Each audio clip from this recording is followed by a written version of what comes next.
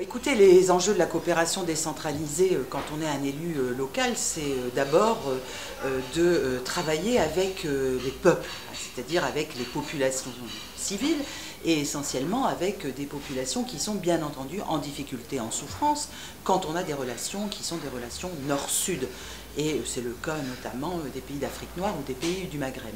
C'est en même temps permettre aussi à travailler au nord, chez nous, dans nos villes, dans nos communes, dans nos régions, avec les plus jeunes, c'est-à-dire ces jeunes qui ne sont pas si mobiles qu'on peut l'imaginer, qui ont besoin de rencontrer et qui rencontrent déjà dans leur quartier des cultures différentes, des comportements différents et qui ont besoin de s'approprier que le monde n'est pas simplement un quartier de relégation, mais grand, vaste, et qu'ils ont une possibilité à, je dirais, s'épanouir et surtout à être, je dirais, ouverts, respectueux de l'autre et non pas renfermés sur eux-mêmes. Donc ça, c'est des valeurs qui sont ce que j'appelais tout à l'heure les valeurs universelles de la France à travers ce que je décris être la laïcité.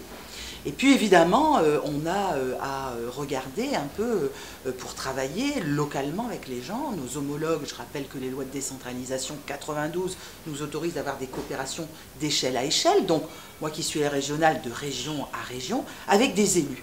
Des élus qui n'ont pas le même système, évidemment, de pensée, de comportement et surtout d'élection, avec des systèmes politiques qui sont différents, mais où un maître mot reste qui est démocratie et décentralisation. Avancé, pas achevé, en voie d'achèvement, en voie de régression, et en ça nous avons effectivement à travailler sur les modes de gouvernance.